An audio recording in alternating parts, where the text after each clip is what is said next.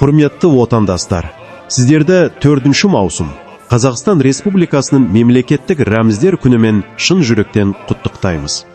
Мемлекеттік ту, елтаңба және әнұран тәуелсіздігіміздің тұғыры, елдігіміздің айғағы, халқымыздың бірлігі мен рухының символы.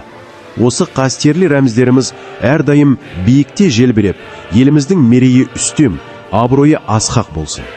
Баршаңызға зор денсаулық, бақ береке, ынтымақ пен татулық тілейміз. Тәуелсіз Қазақстанымыздың көк байрағы әрдайым көгімізде желбіреп, еліміз аман, жұртымыз тыныш болсын. Мереке құтты болсын.